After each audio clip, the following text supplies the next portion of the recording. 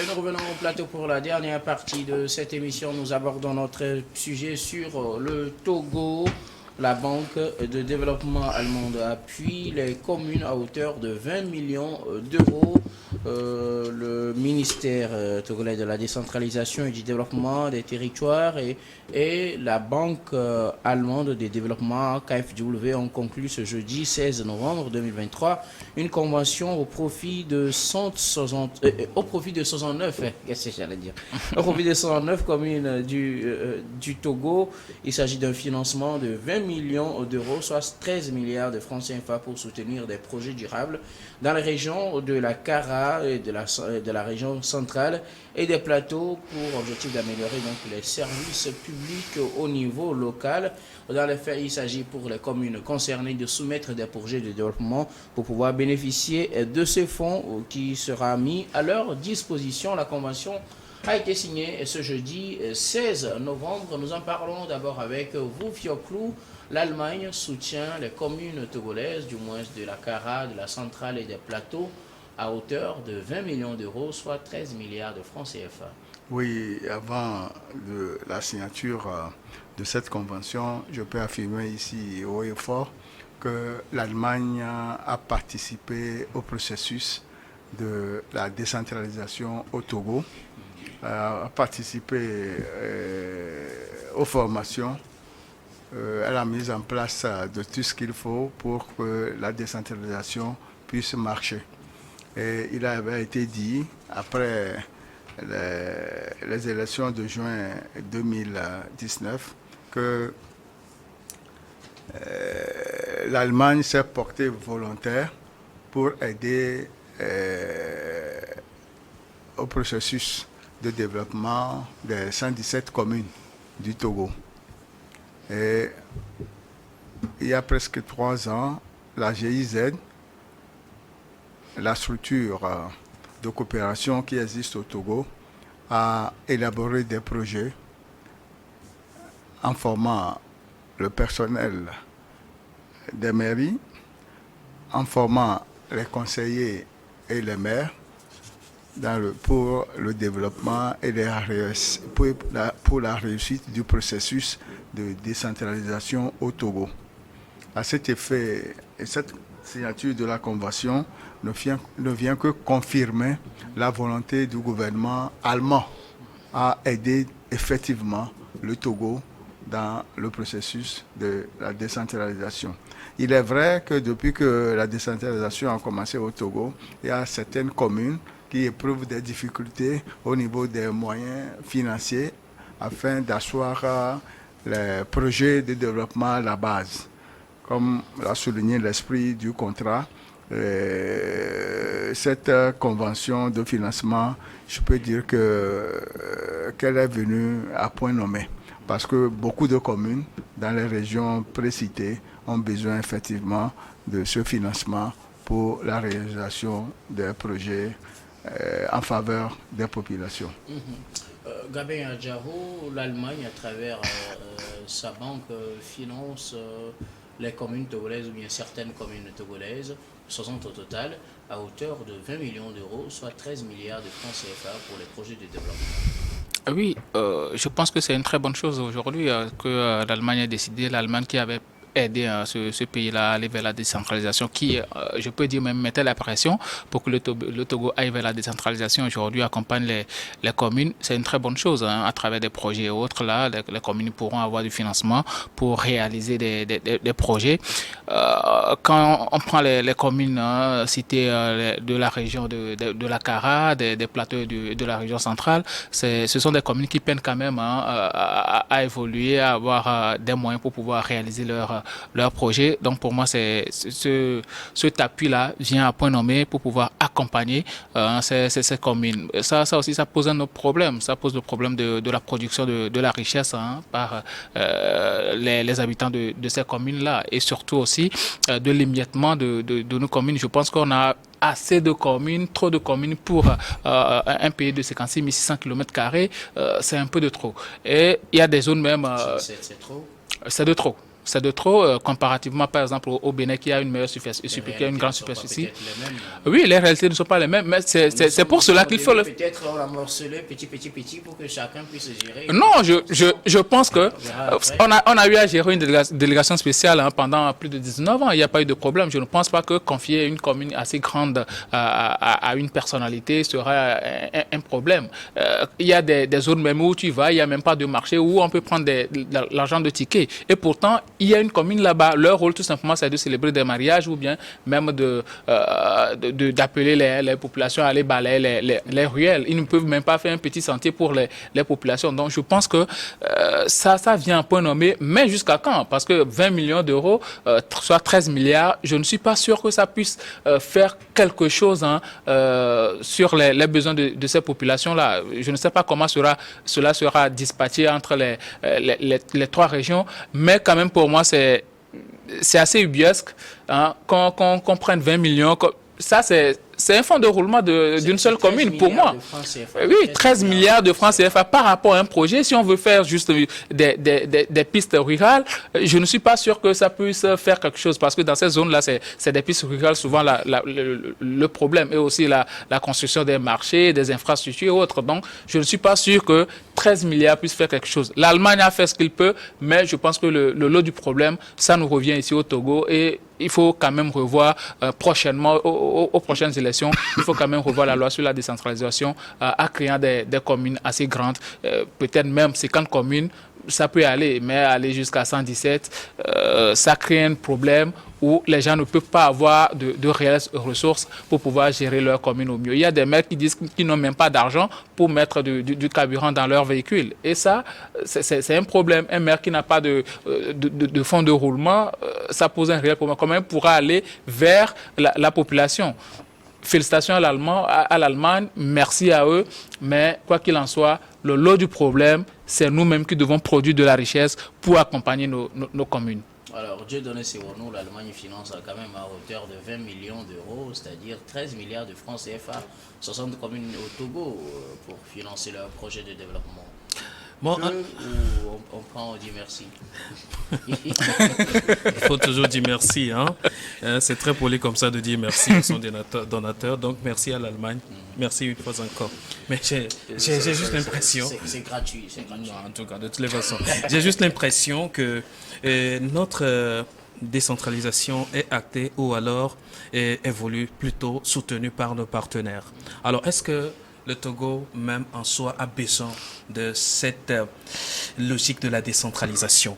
Certaines fois, c'est la question qui me revient à l'esprit lorsque tout ce qui concerne la décentralisation au Togo est porté par les partenaires. Nous sommes allés, je rappelle, à cette décentralisation par la force de la pression, certaines fois, des partenaires, GIZ de l'autre côté, l'Allemagne surtout, qui a toujours bataillé et a mis en place des projets allant dans le sens de l'encouragement de cette décentralisation.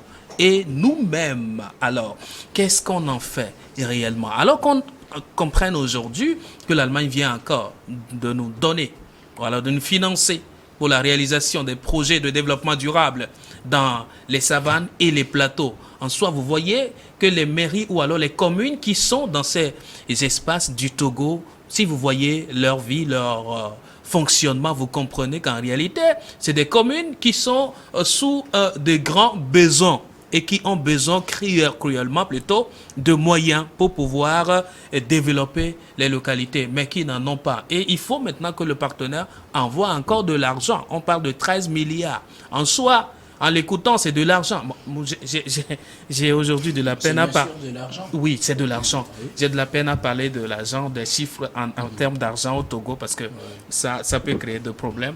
Mais toutefois, ici, nous sommes sur un terrain de développement. Je veux dire que nous avons été sur le chantier de la décentralisation par beaucoup de calculs politiques. Tantôt, Gabin parle du nombre important des communes, 117.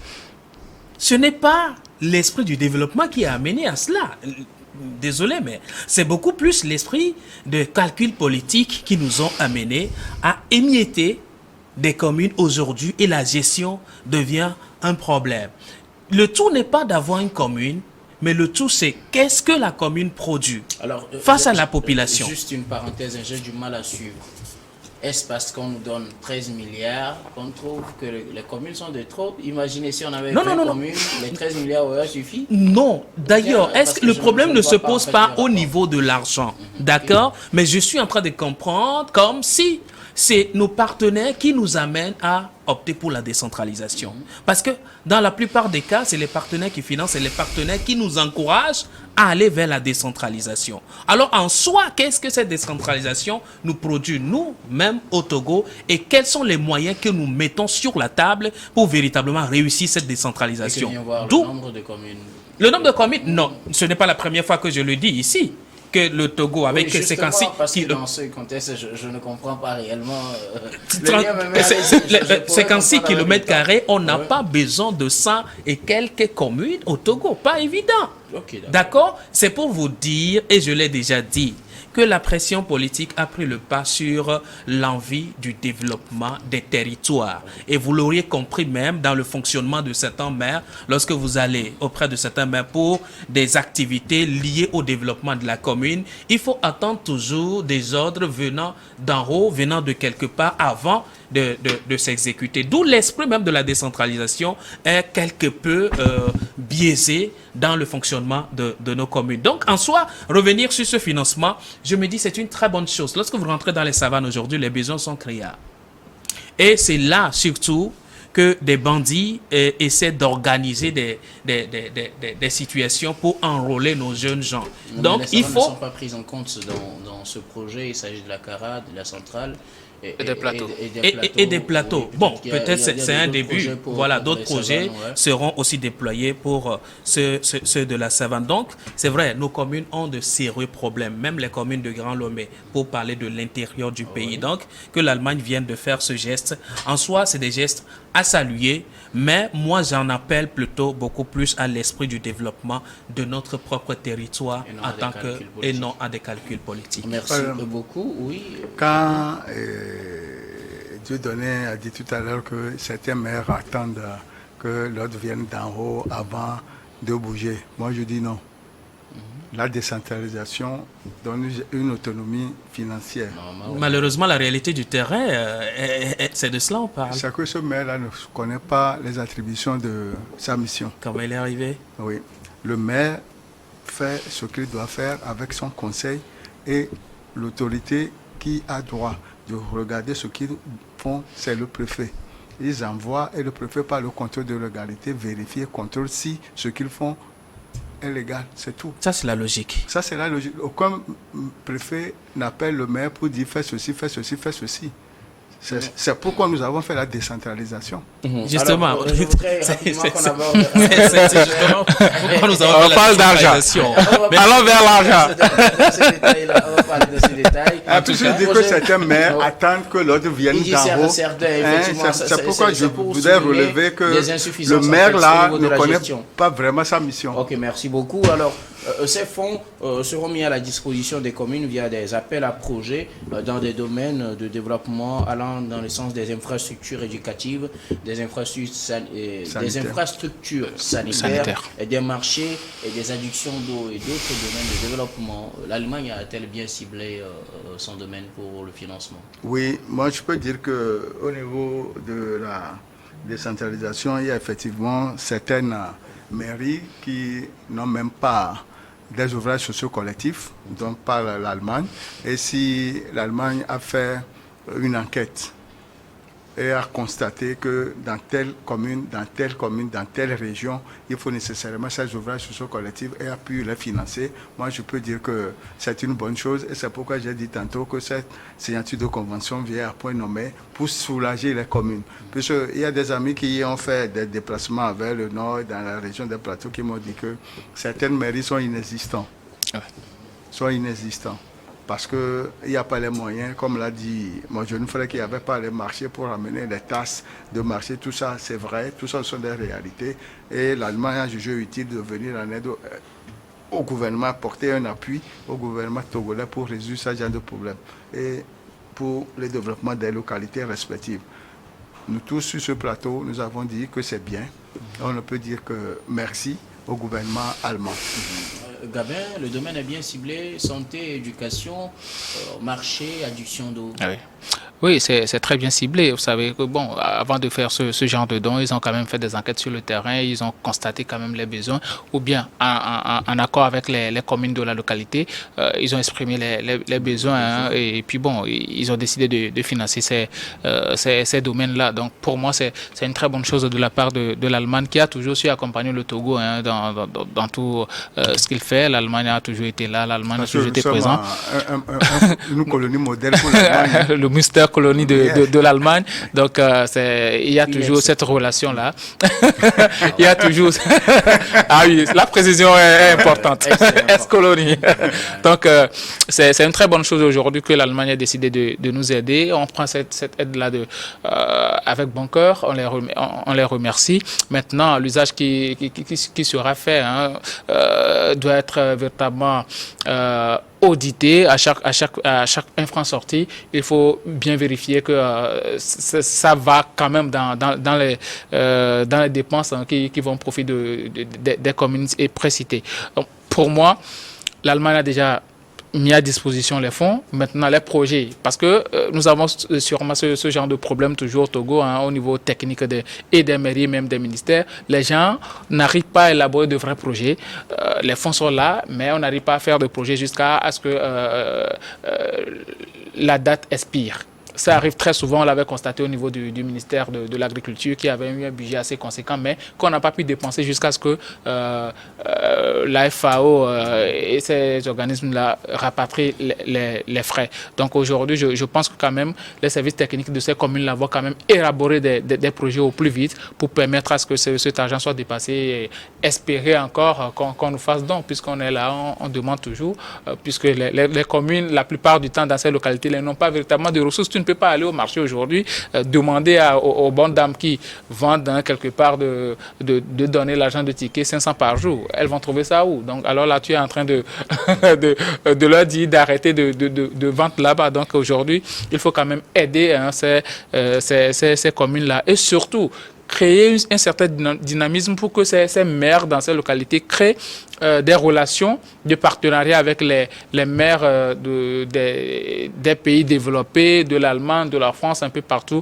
pour apporter, hein, une plus-value à ces communes-là. Donc, je l'ai dit, je le redis toujours, il faut qu'on revienne à de meilleurs sentiments par rapport à la décentralisation. Parce que vous savez, je l'ai dit, si tu vas un peu dans le nord, à l'intérieur du pays, tu constates véritablement que beaucoup de maires n'ont pas de moyens. Ils ont des projets, ils ont des ambitions, mais ils n'ont pas de moyens pour pouvoir arriver à faire des réalisations. Peut-être dans ta commune, tu as seulement un marché, ou bien tu n'as même rien. Mais si on avait donné la possibilité à ces maires-là de gouverner ou bien de diriger une plus grande commune qui va engloutir peut-être 3-4 marchés, je pense qu'ils pourront arriver à faire des projets et les réaliser. Mais aujourd'hui, ils ont des projets, mais c'est dans les placards parce que l'espace qu'ils occupent, ça ne leur permet pas d'engranger de fonds, ça ne produit pas véritablement de richesse. Or, ils sont dans le besoin aujourd'hui. Seule la coopération peut les aider. L'Allemagne est venue à point nommé. Même si ce n'est pas suffisant, on va prendre quand même en attendant que, bon, ils nous apportent une aide beaucoup plus grande. Dieu donné nous, l'Allemagne a-t-elle bien ciblé le domaine santé, éducation, infrastructure, adduction d'eau, voilà quelques-uns des domaines. Oui, ce sont des domaines essentiels, hein. Quand on parle de l'eau potable aujourd'hui, Est-ce la priorité dans ces zones? Je me dis oui, c'est des priorités dans ces zones. L'éducation, santé, quoi de plus prioritaire? Et quand tout cela est en place, je pense que c'est le développement qui est amorcé. Les partenaires, ils connaissent bien nos besoins et ils surfent très bien sur nos besoins et ils apportent leur soutien en matière de la résolution, hein, de nos problèmes. Maintenant, il appartient à une bonne gestion de ces ressources-là pour atteindre l'objectif. L'une des grandes décisions aussi de la décentralisation, c'est cet aspect de la redevabilité, la transparence dans la gestion des choses. Ce n'est pas pour rien qu'il est donc dit à ce que des plénières ou alors des activités s'organisent afin que populations des communes puissent accéder aux informations qui leur sont propres ou alors des informations qui sont liées à leur survie dans les communes. C'est pour permettre à ce qu'il y ait cette approche-là de redevabilité, à ce que les populations se retrouvent dans la gestion de leur territoire. Il ne serait pas question d'attendre que oui, notre commune a été financée à hauteur par exemple de 200 millions. Alors qu'est-ce qu'on a fait de ces 200 millions? Qu'au bout de la gestion, on ne sache pas réellement ce qui a été fait et qu'on vive toujours dans ce noir-là. Je pense que les communes ont aujourd'hui cette lourde responsabilité de faire part de toutes les informations possibles liées à la gestion de ces fonds qui seront à l'heure. Pour l'instant, ce ne sont que des papiers signés, et l'argent peut-être n'est pas encore disponible pour être utilisé. Voilà, un appel de projet. Il faut quand même qu'on arrive à définir les zones dans lesquelles les projets là seront formulés et quel type de projets qui seront bancables afin d'atteindre ce but de développement des communes. Je pense que c'est un travail aussi de pédagogie qui sera fait au niveau de chaque commune et les communes sont appelées à véritablement jouer ce rôle pour pouvoir bénéficier de ces fonds, pour que ces fonds ne soient plus retournés, oui, financés, mais par après, pas utilisés et retournés aux bailleurs. Ok, merci beaucoup à vous. Nous arriverons pratiquement à la fin de ce numéro de Regard Croisé. Nous allons faire un dernier tour de table pour vos mots de fin. Je commence par vous, Gabin Adjao. Oui, mon mot de fin, les fêtes de fin d'année approchent et sur nos marchés seront encore déversés des produits périmés pour la liquidation, les boîtes de conserve et tout. Je veux exhorter quand même les autorités en charge de ce domaine-là et surtout les associations des consommateurs à aller sur le marché, vérifier cette situation-là et aider sur la population à consommer ce qui est bien pour sa santé. Et aussi parler de cette boisson de Vodi. Il faut tout faire pour arriver à enlever cela de nos marchés parce que ça ne permet pas à la jeunesse réellement de trouver toute sa lucidité. C'est une boisson à forte dose d'alcool et avec les mélanges d'autres produits. D'éviter l'alcool. Oui, bon, on enlève Vodi et qu'on amène d'autres. Oui, sauf que Vodi est dangereux. Vodi est dangereux, on l'a déjà. Oui, on a déjà supprimé la vente de ce produit-là en Côte d'Ivoire. Je pense que le Togo doit emboîter quand même le pas pour enlever cette boisson Vodi-là sur nos marchés et finir par ce match des éperviers qui va se dérouler demain. J'en appelle à leur conscience, qu'ils pensent au peuple togolais, qu'ils sachent qu'ils sont en train de jouer pour la nation togolaise. Quand même, on le soutient. Moi-même, je serai au stade demain. Mais le plus important est qu'ils mouillent le maillot pour nous rapporter la victoire. Parce que depuis l'époque Adebayor et autres, le peuple togolais n'a plus véritablement connu cette joie-là de supporter les éperviers. C'est pour la Coupe du Monde 2036. 2026. Qu'est-ce que je dis 2036. 2026. 2026. Je me rappelle, il y a de cela 20 ans, le Togo était qualifié pour la Coupe du Monde, ouais, 2006. en 2006. S'ils peuvent nous reproduire la même chose, revivre ce serait bien. Ce serait bien. En tout cas, on leur souhaite très bonne chance. Dieu donne, c'est où nous arrivons à la fin. Ah oui, Guillaume, merci. Merci à nos chers téléspectateurs. Merci d'avoir supporté ce temps avec nous. Qu'est-ce que je veux dire? Je ne peux que revenir encore sur les excès de vitesse sur nos routes. Attention, excès de vitesse, surtout à ces périodes de fêtes de fin d'année. C'est très important. Votre vie vaut véritablement la peine. Vous n'avez pas besoin de vous perdre sur la route. Chaque fois que vous accélérez de trop, vous augmentez la chance de finir sur la route. Mais si vous allez un peu lentement, vous avez toujours la chance de revenir à la maison. Et les casques qui ne sont pas pour les ornements. Lorsque je vois des filles qui mettent des casques sur leur paillotte, sur la tête comme ça, et à l'approche des policiers, on remet ça et puis par après on saute. Ce n'est pas pour le policier ni pour le gendarme, mais c'est pour votre vie. Nous devons vivre et bénéficier de nos esthétiques, nos beautés. Nos routes. Je ne comprends pas les trous et le déplacement. Je ne sais pas, est-ce qu'il y a un phénomène de séisme? Je ne comprends rien. Je ne comprends rien. Et lorsque nous prenons par exemple la voie Adido Gomé Palimé, en fait. Oui, la nationale numéro 1. La nouvelle voie, qu'on a commencé encore par regretter et refaire certaines portions. Aujourd'hui, l'embouteillage était terrible, tout simplement parce qu'en plein midi, on est en train d'opérer. Il y a des travaux de replâtrage. Chirurgical sur la route. Et là, la circulation était complètement fouchue. Et je me dis... La chirurgie, c'est dans les hôpitaux. Bon, en tout cas, les rues commencent par subir des chirurgies et des trous béants pas possibles. Je ne comprends pas pourquoi ça se passe comme ça. Mais je pense que l'ingéniosité de nos acteurs routiers pourront quand même arranger les choses de façon très, très, très, très basique pour que nous ayons des infrastructures routières assez importantes, comme le Togo est déjà est toujours en chantier. Oui, moi je voudrais lancer un appel patriotique à mes compatriotes, surtout pour le téléphone au volant et sur les motos. Ça commence par agacer. Le ministre de la Sécurité avait fait un communiqué à l'époque, mais entre-temps, ça revient à galop. Et en dehors de ça, je voudrais rejoindre Gabin pour le match du Togo-Sénégal de demain. Oui.